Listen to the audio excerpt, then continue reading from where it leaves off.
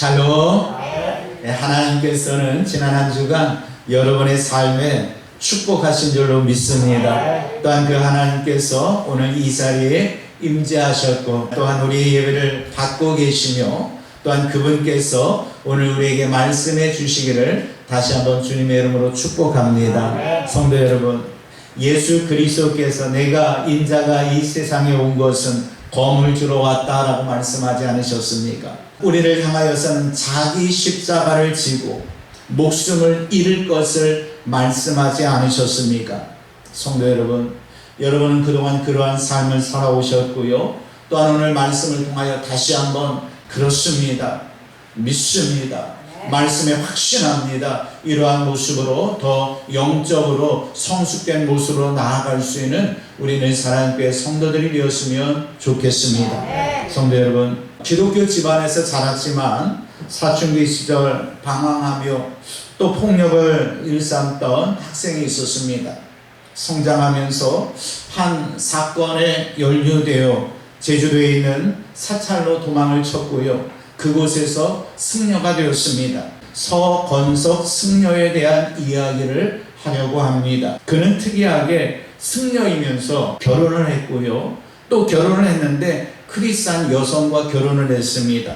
결혼 후 그의 부인은 이렇게 기도했습니다. 주여 역사하여 주시옵소서. 사울이 다메섹에서 부활하신 예수 그리스도를 만났던 것처럼 우리 남편 변화되어 주를 만나고 또한 하나님을 만나는 놀라운 역사를 허락하여 주시옵소서. 간절한 마음으로 매일같이 기도했습니다.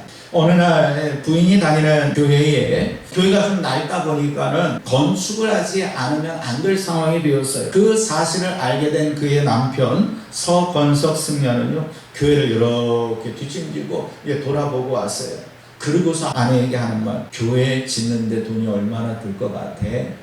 이제 이야기를 들은 바가 있으니까 이렇게 얘기하니까, 그럼 내가 그 건축원금 할게. 그래서 그 교회가 건축하게 되었다라는 이야기입니다. 또 이 서건석 승려는요, 부인이 교회 갈 때마다 데려다는 주고 부인은 예배드리고 자신은 돌아오는 그러한 삶을 살았어요. 그러던 어느 성탄절에 부인과 함께 교회당에 들어가게 되었습니다. 함께 예배를 드리는데 흘러나오는 찬양 중에 지금까지 지내온 것, 이 찬양이 흘러나오는데 그 찬양을 들을 때 마음이 뭉클해지면서 자신도 모르게 지나온 삶을 돌아보게 되었습니다. 이후 부인을 따라 교회 부흥에 참석하게 되었는데 그때 그는 신유의 은혜를 경험하게 되었어요. 부흥 강사 목사님께서 아픈 곳에 손을 얹으시길 바랍니다.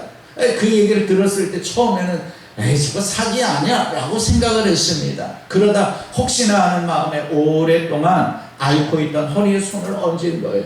그리고 목사님께서 기도해 주셨어요. 다음날 아침에 일어났는데 허리가 안 아프다는, 이러한 치유의 은혜를 경험한 그는요, 33년 승려 생활을 완전히 정리하고 2018년 첫 주일부터 열린교회에 등록하여서 열심히 신앙생활하고 계십니다. 그는 이렇게 고백했습니다. 주님, 제가 주님께 돌아가는데 33년 걸렸습니다. 하나님을 떠나 오랜 세월 죄를 짓고 방황하다가 돌아왔습니다. 이제 하나님을 더 깊이 만나길 원합니다. 이제 하나님의 말씀에 순종하며 살겠습니다. 주님, 저를 꼭 도와주시옵소서. 신유의 은혜를 경험하였고 주를 위해 자기 십자가를 진 승려의 모습입니다. 목숨과도 같은 33년의 승려 생활을 버렸던 서건석 성도의 삶이 바로 죽게 합당한 삶이다라는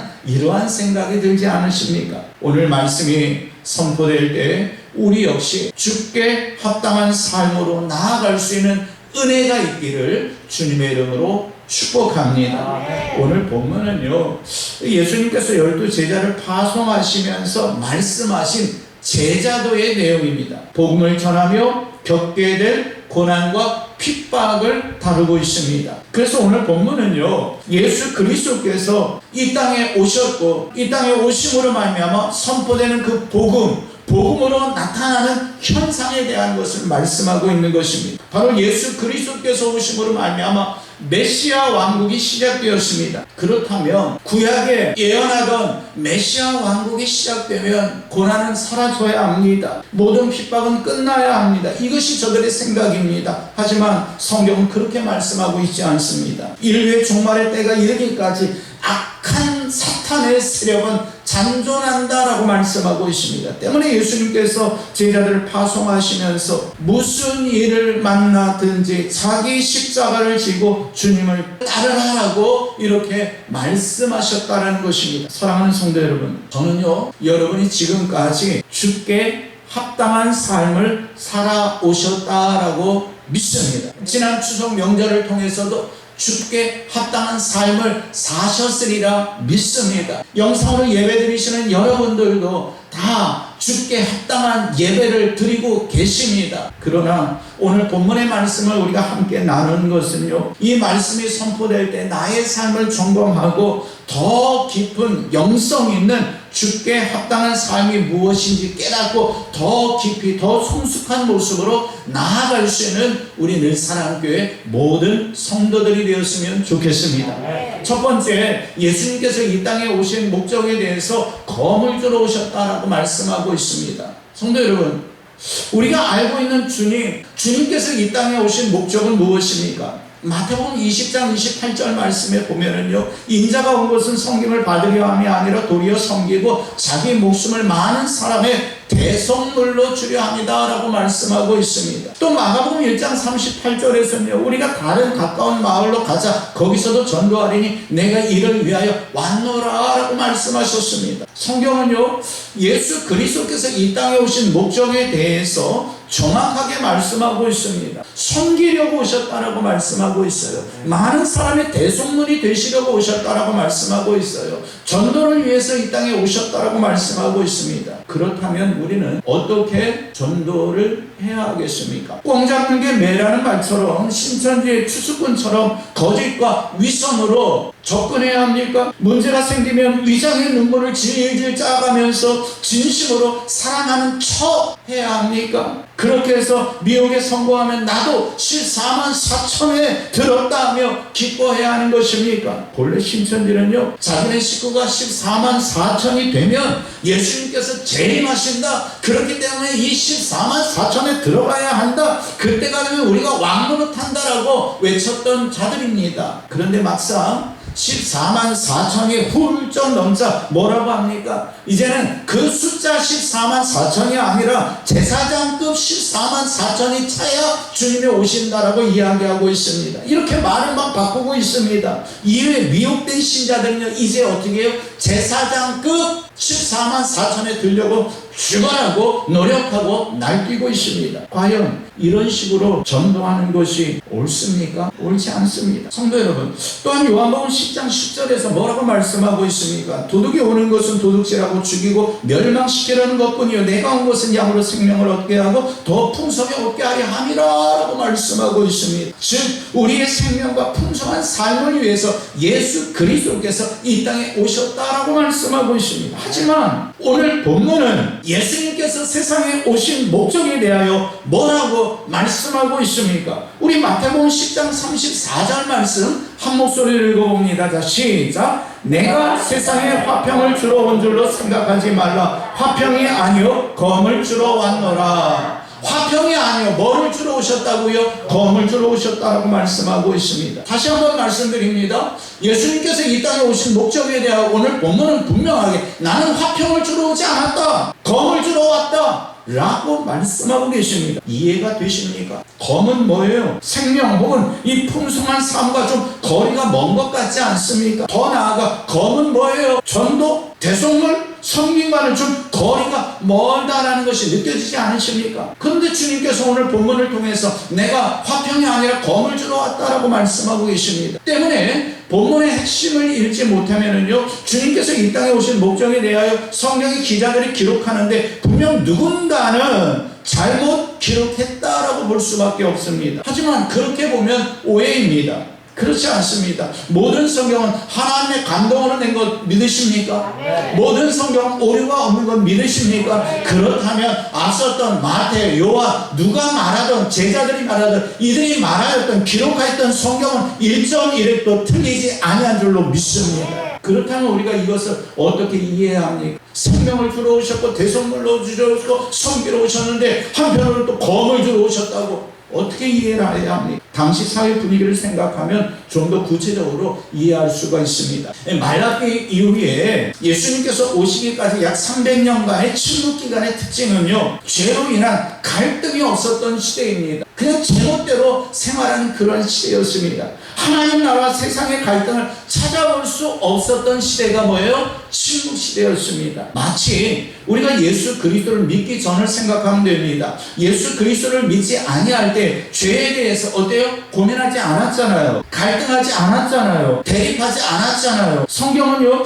예수님께서 이 땅에 오시기 전의 상태 혹은 예수 믿기 전 우리가 죄인된 그 상태에 대해 뭐라고 말씀하고 있습니까? 에베소 2장 2절 말씀 우리 함께 읽어보겠습니다. 자, 시작. 그때 너희는 그 가운데에서 행하여 이 세상 풍조를 따르고 공중의 권세 잡은 자를 따랐으니 곧 지금 불순종의 아들들 가운데서 역사하는 영이라. 아멘. 우리가 이 개역 개정판 성경만을 읽어도 충분히 이해할 수 있는데요, 더 구체적으로 현대인의 성경에서 이렇게 기록하고 있습니다. 전에는 여러분이 세상의 악한 길을 따르고 하늘 아래의 영역을 지배하고 있는 마귀에게 순종하며 살았습니다. 전에는, 예수 믿기 전에는 이 이야기입니다. 다시 말해서 마귀에게 순종하는데 마귀와 갈등할 일이 있습니까?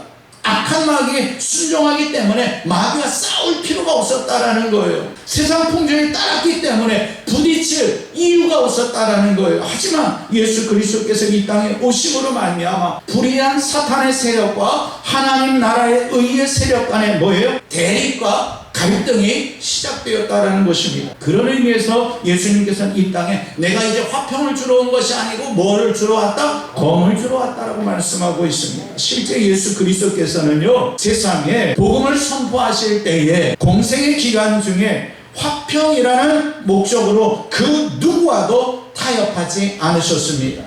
가시는 곳곳마다 유대의 정치, 종교 지도자들과 뭐예요? 갈등이 일어났습니다. 심지어 노끈으로 채찍을 만들어 성전을 정결케까지 하셨습니다. 예수님께서는요, 갈등과 성전 정결의 이 채찍이 바로 하나님 나라를 위한 검이셨던 것입니다. 오늘날에도 복음이 선포되는 곳에 여러 모양의 다툼들이 일어나지 않습니까? 지난주 여러분 추석 명절 지내지 않으셨습니까? 사랑하는 자녀들을 만났고요, 믿지 아니하는 우리 형제들도 만나셨을 것입니다. 그들에게 예수 믿고 신앙생활하라는 말을 했을 때에 그 이유로 인하여, 그 언어로 인하여 분위기가 좋지 않아하였던, 꼭 이번 추석이 아니라도 그런 경험이 있지 않습니까? 그럴 때 우리는 어떠한 생각을 합니까? 에이, 괜히 예수 믿으라고 얘기했다 분위기는 안 되는, 다음부터는 뭐예요? 얘기하지 말아야지, 이런 생각이 들지 않으셨습니까? 또 우리 교회 이야기는 아니지만 심지어 계속 그런 말씀하시면 어머니 나 다음부터는 찾아뵙지 않을 거예요, 그런 정도의 세상이지 않습니까? 신앙의 문제로 갈등과 분쟁이 가장 많이 일어나는 곳이 어디예요? 가정입니다. 그런데 주께서는 화평을 주러 오신 것이 아니다라고 분명 말씀하고 있는데 화평을 위해서 예수 얘기를 해요, 안 해요? 안 한다라는 거예요. 좋은 날, 추석날, 명절날, 이럴 때 좋은 분위기 속에서 지내야 되는데 예수 얘기하면 뭔가 문제가 될 것 같으니까, 뭔가 기분 나빠할 것 같으니까 예수 얘기를 안 꺼낸다고요. 이게 하나님께서 원하시는 합당한 삶이 맞습니까? 그게 화평, 성경이 말하는 진정한 화평 맞습니까? 복음 때문에 남편과 아내가, 부모와 자식 간에 갈등이 일어나는 경우들이 얼마나 많습니까? 예수 믿으면 사실 화평해야 해요. 그런데 왜 예수 믿는데, 예수를 전하는데 화평이 아니라 불화가 일어납니까? 갈등이 일어납니다. 그 이유는요, 빛과 어둠이 하나 될 수 없기 때문입니다. 기름과 물이 하나 될 수 없기 때문입니다. 진리와 비진리가 같이 갈 수 없기 때문에 이러한 갈등이 일어나는 것입니다. 의와 불의는 뭐예요? 하나 될 수 없어요. 그래서 갈등이 일어나는 거예요. 그때에 우리가 뭐예요? 불의에 합세해서 예수 얘기를 안 한다면 우리가 불의한 자가 되는 거예요. 성도 여러분, 우리가 흔히 갈등이라는 단어를 사용하잖아요. 이 갈등의 단어의 뜻을 생각하면은 좀 더 쉽게 이해할 수 있습니다. 이 갈등이라는 단어는요, 식갈자에 등나무 등자를 사용하고 있어요. 그러면은 식과 등나무 모두 뭐예요? 그 특징이 뭐예요? 휘감으면서 올라간다라는 성질이 있어요. 근데 휘감으면서 올라가는데요, 식은요 오른쪽으로 휘감는다고 그럽니다. 그런데 등나무는요 뭐예요? 왼쪽으로 휘감는다고 그래요. 감마가면서 올라가는 것은 맞는데 오른쪽 왼쪽이 서로 틀리다라는 거예요. 그렇기 때문에 나무를 타고 올라가다 보면 서로요 뭐예요? 목을 조이듯 엉키고 설킨다 하여서 뭐예요? 갈등. 그래서 갈등의 단어를 우리가 쓰는 것입니다. 이를 인생사에 비유해 목표나 이해관계가 달라 서로 적대시하거나 충돌하는 것을 의미하는 단어로 사용하고 있습니다. 성도는요 예수 그리스도 안에서 의를 추구하는 그러한 사람이 바로 성도입니다. 세상은 불의한 삶을 추구하기 때문에 성도와 세상은 뭐예요? 갈등할 수밖에 없어요. 예수를 통하여 복음을 증거하는 그곳에는요 세상과 갈등할 수밖에 없어요. 저들은 어때요? 예수 안 믿고서도 잘 살 수 있는데, 예수 안 믿고서도 뭐든지 할 수 있는데, 예수 믿는 사람보다 내가 부자로 살고 있는데, 예수 믿는 사람보다 내가 더 명예가 있고 더 지위가 있고, 그런데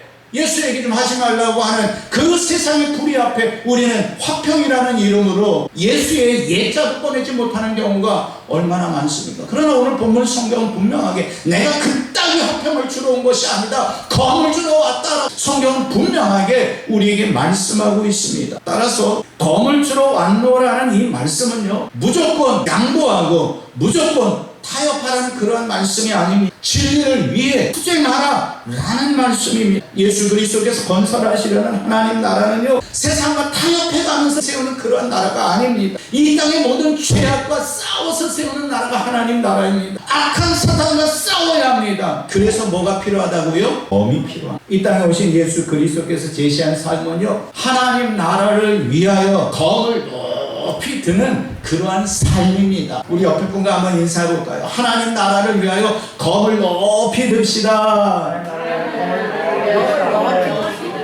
할렐루야. 하나님 나라를 위하여 우리는 검을 들어야 해요. 히브리서 4장 12절 말씀에 보면 하나님의 말씀은 살아있고 활력이 있어 좌우의 날선 어떤 검보다도 예리하여 혼과 영과 관절과 골수를 찔러 쪼개기까지 하며 또 마음의 생각과 뜻을 판단하신다라고 말씀하고 있어요. 우리는 이 말씀의 검을 들어야 하고 기도의 검을 들어야 하고 찬양의 검을 들어야 하고 복음의 검을 들어야 할 줄로 믿습니다. 이것이 바로 주께 합당한 삶입니다. 두 번째로는요 자기 십자가를 지고 목숨을 잃어야 한다라고 성경은 기록해 주고 있습니다. 마태복음 10장 38절로 39절 말씀 중에 보면 우리 함께 읽어봅니다. 자 시작. 또 자기 십자가를 지고 나를 위하여 자기 목숨을 잃는 자는 얻으리라. 할렐루야. 자기 십자가, 자기 목숨을 잃는 자, 이는 죽음으로 생명을 얻는 역설적 진리를 말씀하고 있는 것입니다. 자기를 부인하고 자기 십자가를 지는 것은요 자기를 뭐예요? 드리는 것입니다. 본 회포는요 주께서 나를 따르라고 부르신 것은 나와 함께 죽자라고 초청하신 것이다 라고 말하였습니다. 자기 십자가는요 내가 죽는 것입니다. 자기 목숨을 잃는 것은요 나의 목숨을 버리는 것입니다. 마태복음 16장 25절 말씀에 보면은요 누구든지 제 목숨을 구원하고자 하면 잃을 것이요 누구든지 나를 위하여 제 목숨을 잃으면 찾으리라. 성도 여러분, 육체적 생명과 영혼의 생명에 대한 이 역설적 진리를 우리는 받아들여야 합니다. 주님을 위해 또 복음을 위해 하나님 나라를 위해 나의 목숨을 아까워하지 말아야 합니다. 이것이 영원한 생명을 얻는 비결입니다. 이것이 주께 합당한 삶인 줄로 믿습니다. 누구든지 자기를 높이는 자는 낮아지고 누구든지 자기를 낮추는 자는 높아지리라 말씀하지 않았습니까? 기독교는요 낮아짐으로 높아지는 종교입니다. 세상은 자신을 높여야 올려설 수 있다고 생각을 합니다. 예수에게 안 해야지 자기가 부모 대우 받을 수 있다고 생각을 합니다. 세상은요 낮추면 지는 것이다라고 생각을 합니다. 하지만 자신이 자기를 높이는 것은 오만입니다. 자신이 자기를 높이면 하나님과 사람 앞에서 인정받을 수 없습니다. 진정으로 높아지는 비결은요, 겸손히 우리 자신을 갖추는 것입니다. 예수님께서는 스스로 어때요? 낮아지셨습니다. 하늘 보좌 놔두시고 이 땅에 성육신 하시지 않으셨습니까? 십자가에서 죄인 취급 받으시지 않으셨습니까? 하지만 결과는 어떻게 되었습니까? 성부 하나님께서 지극히 높여주신 줄로 믿습니다. 모든 무릎을 예수의 무릎에 꿇게 하신 줄로 믿습니다. 우리가 예수 그리스도 복음에 대하여 우리의 자녀들에게, 우리의 형제들에게, 우리의 일가 친척들에게 말할 수 있을 때 저들이 나를 발세하고 무시하고 갈등이 일어날 것 같은데, 우리가 진정 주 안에서 낮아짐으로 그 복음을 전한다면 저들을 구원하여 주시고 하나님께서는 여러분을 지극히 높여 하나님의 영광을 드러내주시는 삶으로 이끄실 줄로 믿습니다. 이 역설적 진리를 우리는 믿고 하나님 앞에서 세상을 두려워하지 말아야 합니다. 이것이 주께 합당한 삶입니다. 내 생각으로의 화평이 아니라 주께서 원하시는 화평을 이루어야 하는 것이, 악하고 더러운 사탄과 화평하는 것이 화평이 아니다라는 거예요. 세상과 타협하는 것이 화평이 아니다라는 거예요. 주께서 이 땅에 오신 이유는 진정한 화평을 주시고자 오신 줄로 믿습니다. 때문에 오늘 본문 속에서 내가 화평을 주러 온 것이 아니다라고 말씀하신 것은요, 악하고 더러운 사탄과 화평하지 말라라는 거예요. 세상과 타협하지 말라라는 거예요. 화평하지 말라라는 것이 아니에요. 평화를 깨라는 것이 아니에요. 복음으로 하나 되라, 복음으로 화평하라, 그것을 위해서 검을 주신 줄로 믿습니다. 그렇다면 지금 우리의 손에 쥐어야 할 검은 어떤 검입니까? 우리가 불화하면서까지 전해야 할 것은 무엇입니까? 갈등을 겪어가면서까지 선포해야 할 것은 무엇입니까? 가족보다 더 사랑해야 할 대상은 누구입니까? 자녀보다 더 사랑해야 할 대상은 누구입니까? 예수 믿으라는 소리 한다고 이제는 부모님 안 찾아뵙겠다 하면 그거 무서워서 예수 얘기를 못한다면 어찌 예수 그리스도를 믿는 부모 세대라고 이야기할 수 있겠습니까? 내가 지고 가야 할 짐은 무엇입니까? 주를 위하여 나의 목숨을 잃을 각오가 되어 있습니까? 목숨같이 여기던 33년의 승려 생활을 내려놓았던 열린교회 서반석 성도처럼 우리도 목숨처럼 평생 쥐고 있는 그 어떠한 것들을 다 내려놨으면 좋겠습니다. 오늘 보면 마태복음 10장 37절에서 뭐라고 말씀하고 있습니까? 우리 함께 읽어봅니다. 자, 시작. 아버지나 어머니를 나보다 더 사랑하는 자는 내게 합당하지 아니하고 아들이나 딸을 나보다 더 사랑하는 자도 내게 합당하지 아니하며.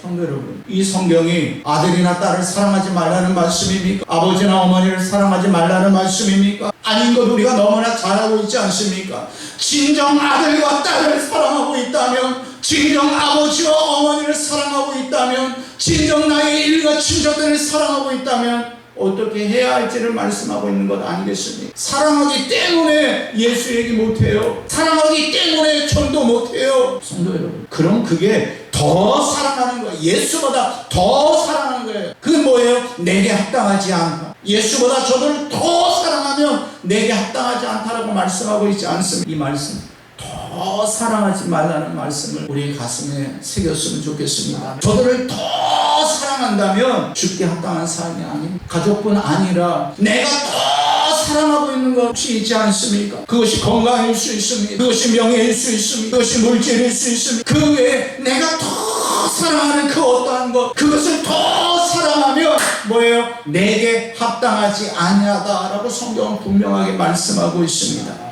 사랑하는 성도 여러분, 복음을 위해 화평이 아닌 검을 택합시다. 저도가 원수될 각오를 하고 구원의 복음을 전합시다. 우리의 사랑의 1순위를 주께 둡시다. 또한 복음을 위해 내가 져야 할 자기 십자가를 피하지 맙시다. 감상으로 치고 나아갑시다. 주를 위하여 자기 목숨을 내어 놓으시라. 하나님께서 우리에게 영원한 생명과 복음의 열매로 풍성한 삶, 아름다운 삶을 누리게 해주실 것입니다. 이 은혜로 충만한 우리 늘 사랑께 모든 성도들의 가정들이 되기를 주님의 이름으로 축복합니다. 축복합니다. 우리 함께 기도하겠습니다.